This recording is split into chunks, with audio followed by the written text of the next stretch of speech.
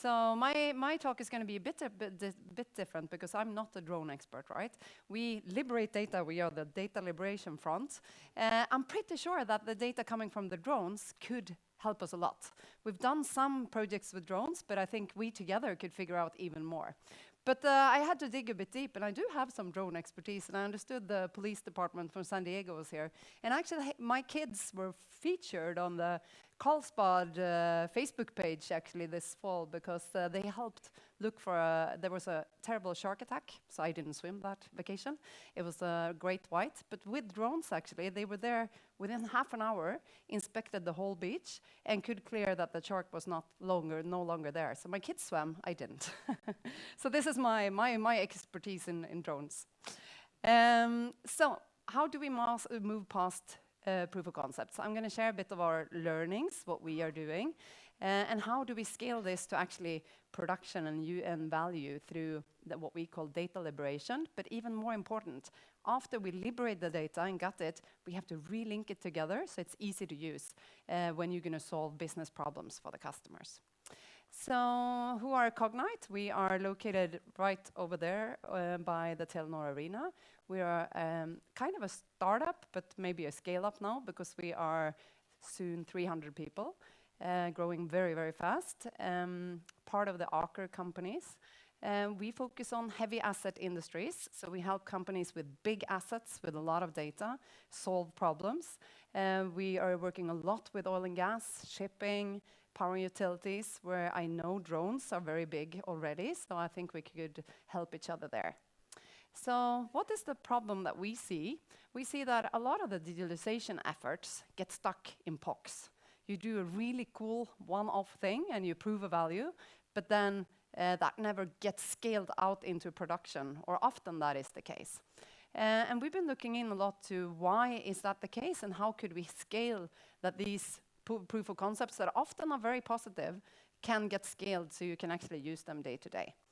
The answer is, we believe, a lot in the access to data. I'm not sure if you agree, but this is kind of the typical infrastructure at the customers we work with. There are so many data sources, and it's so much spaghetti on top. So when you're going to try to do the cool things, the machine learning and the easier dashboards and so on, it's actually very, very difficult.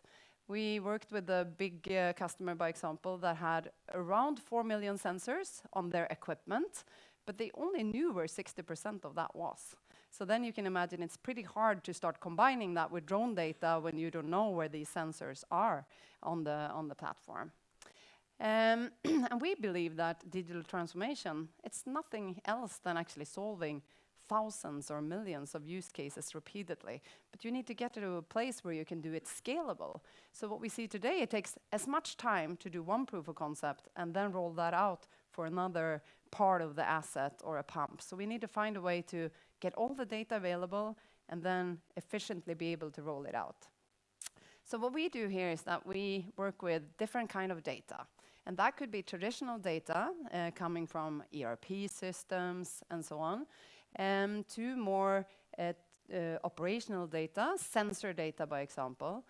Because when you're going to do, by example, say, predictive maintenance, which a lot of people want to solve right now, you need, of course, the sensor data, so you know how your equipment is working. But you also want to know who has touched this thing. And then you need the data from the maintenance systems, and you need to link them and marry them. And then to be able to understand this data, you want to see something. And that's where digital twins come in a lot. And a lot of customers, they have CAD files, but they're so outdated. So we are working, that's where we've been using drones so far, but I hope you guys can imagine even more areas. Because if you have images from drones, you could overlay them over the old CAD files, and with photogrammetry create more up-to-date models of what the reality looks like today. So outside the Boston Dynamics dogs that you saw here before, Aker BP has bought a few of them, and they will walk around inside their, they have something called an FPSO, which is a big boat pumping up oil, and it will walk inside there. So I'm actually pretty scared now. I'm going to meet one of those dogs at the office because I think they're very scary. But that is an example, and that dog will actually inspect cracks, because they have problems with cracks in the floor, and we'll take pictures of that and feed into our offering, and then we can use image recognition to see if the cracks are increasing or decreasing. But just getting all this data up, then you do not have a lot of value. You need to relink it, and that's what we call contextualize it. So we build it back together again, because if a sensor or a pump is called XYZ in SAP or the ERP system, I can bet you somebody added 1-XYZ. So it's not easy just to start doing machine learning on that, all this data. So that's what we do in the contextualization phase. And then on top, we provide interfaces, so you could easily view this like your digital twin. Or if you would like to build a custom application on top, we provide also the code examples and an easy way to do it.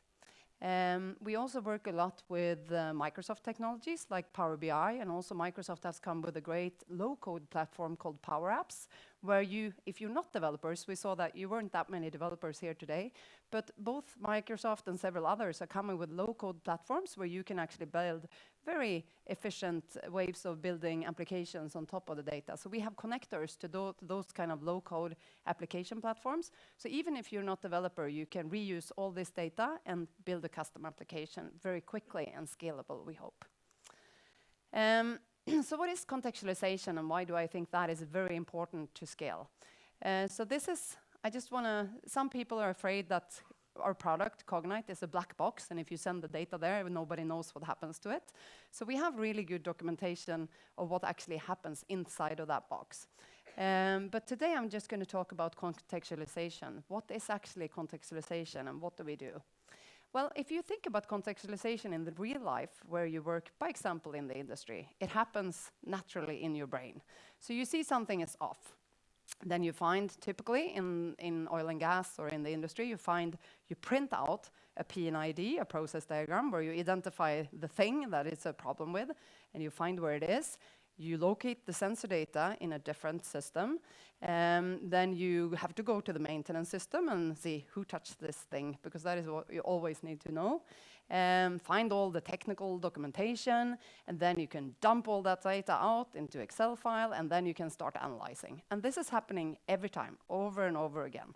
So what we try to do is do this automatically. So we contextualize the data in our platform. So the way we do it is that, first of all, we need the sensor data. Today, we mostly get this from the pumps and the equipment that the customer have. But here, I'm pretty sure that this data could most likely come from drones as well. So that is something I would like to, if you have ideas, let's talk afterwards, because I think we could read in so much more than just images from drones. But the sensor data is, of course, very important, because that is something that tells you if something is off or not working. And then all the documents, and this is typically a process diagram. The way they work today is actually they print out these big files, they walk around, and they try to find and locate the equipment.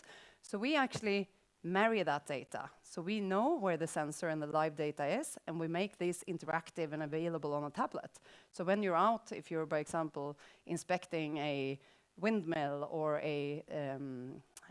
out on an oil platform, you can have this available on your laptop. And you see that the data is changing, so you can easily see if everything is on and off. Because how they work, many of these today, is actually they have to call over the radio and hear, is this thing off or on? But now we married them. Next step is often 3D. And the problem here is that the CAD models, if they have them, are very old and outdated. So a few companies are really good at updating these. Aker BP, fortunately, that we are working with, they have very up-to-date CAD models. But their problem was that they could only view them on 2 workstations, because they were very, very heavy. So what we did is that we built a parser that can render these CAD files up in a web browser. And we tied it to the data and the documentation, so everything is clickable. But most customers are not there. They don't have that. So then we realized that's where we started working with drones, because we saw that here is an area where we need images. So especially on the subsea, so this is something that is on the subsea, way below the water, where we use underwater drones to take pictures of the equipment. And then, since we have tied it to all the sensors, we can overlay it with the live data. And this is the first step, or we've done maybe two. We also use drones in power lines to identify things that are wrong and vegetation that is growing. But I'm pretty sure that if we talked more together, we could find out even more exciting areas where we could use imagery and drones to connect the data. So what we do is actually we take all the data and make it meaningful, both to the people who are going to understand it, but also to machines if you want to do machine learning, to do predictive analysis on images, by example. So one of the most important things we have realized, it's not only a thing. It's not only getting the data out. It's very important when you start these kind of projects that you have a team that works well together. We always work agile, and we always start with the problem. So we never start with the data. It would be so cool to get all this data in. So we always identify first, what is the problem? What do we want to solve? And then we choose those data storage that we need to solve that problem. So we don't spend too much time and money just getting all the data, but actually proving it in a MVP as we go. A bit as Equinor told as well, you have to test and you have to prove your points. But if you have that higher anchored very high up, and you can prove that you can actually solve this use case, then it's so much easier to get the funding you need to roll it out into production. And what we realized then, so fail fast is a really important thing. And then you have to remember the change management that is needed for this to actually happen. Because you place something wonderful in somebody's hands, and they might not see the need. They love their papers that they've been working with for 20 years. So that part of the project is so important as well. You can have the coolest technology and coolest tools, but unless in your project you also take into account the need for change management and why are we doing this differently, we have seen it's not going to work at all, unfortunately. Even you and me, we are excited about new technology, but the reality is it's not everybody are, and you need to tell them why. And then we truly believe that we need together deploy hundreds of new different kind of applications and machine learning algorithms, and we need to have a scalable way of doing it.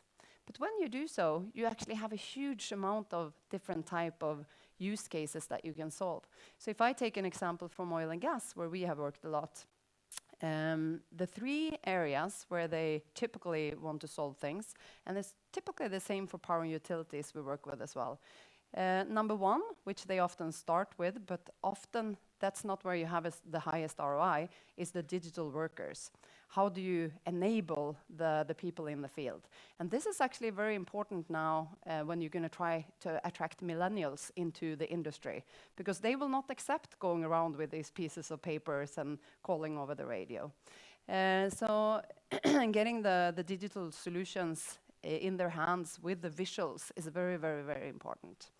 And then, so that is often where it starts, and often we see also at all companies now, or most, have hired CDOs, right? And they have these digital initiatives, and they need something tangible to show to the rest of the organization.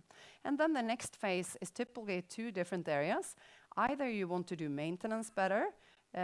We have stopped talking about predictive maintenance, actually, because smart maintenance is just taking a small step further.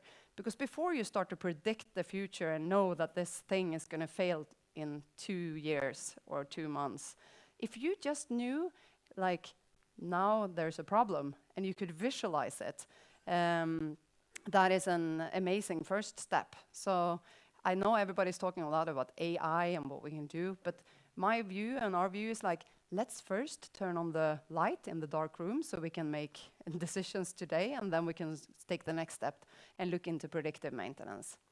But here as well, getting the optics, just to know.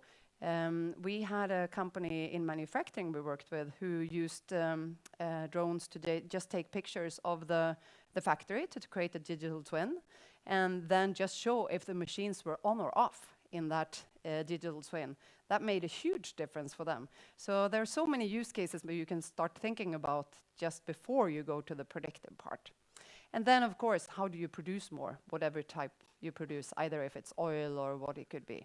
That is kind of the third where we see most of our customers see the biggest potential of value outtake.